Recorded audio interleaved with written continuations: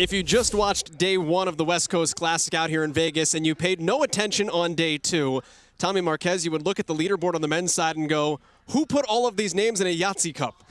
Well, moving day certainly lived up to its billing with 300 points on the table. We saw a ton of shuffling on the leaderboard. Not a single athlete inside the top 5 after day one managed to hold on to the same exact placing going into day two. That's Kelly Friel, who's coming up from the back in lane 9.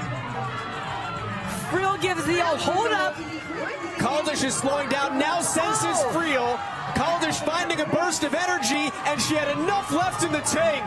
Sarah Rutter, who had her lower leg amputated back in 2014. That was 13 years after her left ankle was injured on September 11th. She was actually doing a search and rescue mission at the Pentagon after the attacks on the nation's capital.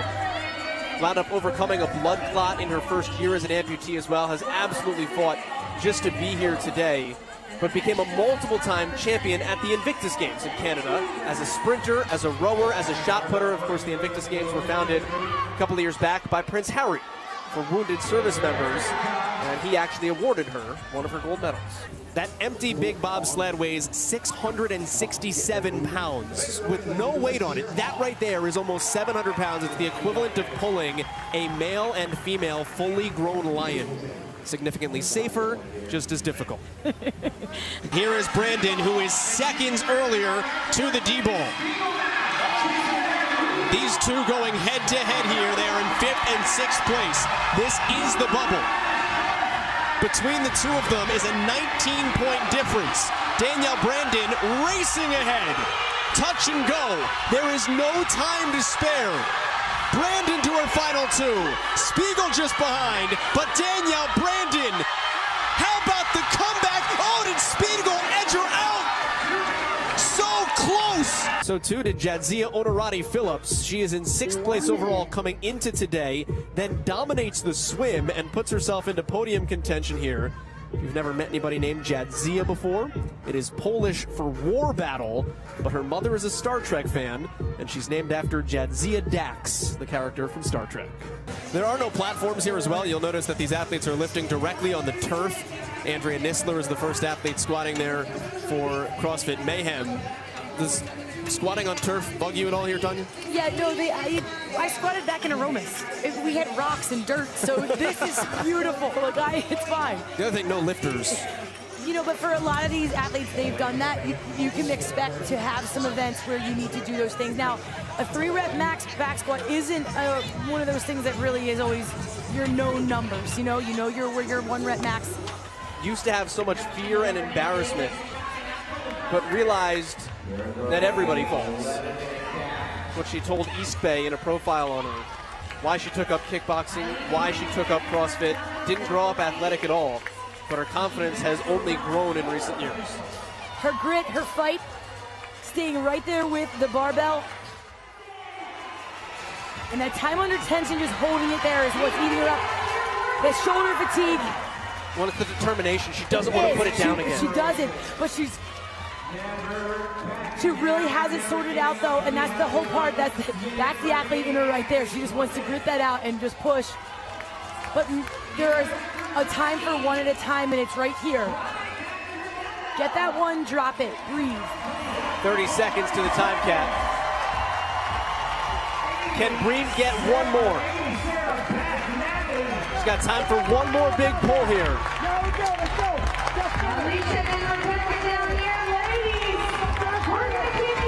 It's the encouragement that gets you. One more big push. Amy Bream, cap it at that.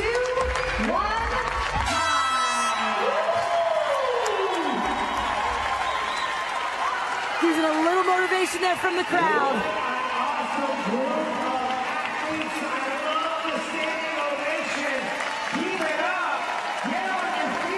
The closest thing to a villain in CrossFit is what you're looking at right there, but it's almost like the late 90s Yankees. They're just so good, you want to hate them, but you have to respect them. Underway here for event 5 at North Park. You know, it's funny, we talked to Andrea Nisler this week. Taylor Williamson climbing ropes here with Chase Hill. So Nistler will be down with Rich Froning on the ski erg. And Andrea Nistler's first year competing on this Mayhem team. And she said, I had to think about it at first because I've been a team athlete for all these years and was like, do I want to go join the dark side? Yeah, she did. And she's having the best performance in team history. What's so exciting about them is, you know, like even to stamp the way that they did yesterday, wrapping up that event. See if and when any of these ladies break up the 15 ring muscle ups. And this is your battle for fifth here. Reagan Huckabee needs to beat Danny Spiegel and have someone come in between. You can already see a little bit of an error there, getting a little too much swing front to back, and she has to come down much earlier than I imagined she wanted to. And Spiegel impressively holds on for 12. One quick break there. She gives a window, though, to Reagan Huckabee as Danielle Brandon is the first one off of the rings. Her coach, Justin Kotler, has touted her talent and ability all weekend long. Here she is, but a trip will slow her down for a moment. She moves up to the 180-pound barbell. Just 2 more left here for Danielle Brandon. She can lock in a ticket to the game. She's in 3rd overall, has yet to win an event this weekend. On to the final bar, 200 pounds for Danielle Brandon. Time to beat is 151 from Lauren Fisher. And it's easy money for Danielle Brandon. She is going to Madison. And Huckabee and Spiegel walked up to that second to last bar at the exact same time. Danny Spiegel left, Reagan Huckabee, her teammate, right. You could see Huckabee sneak a peek at Spiegel. They both lift at the same time. Huckabee dropped the bar first. Spiegel may have come in just behind her.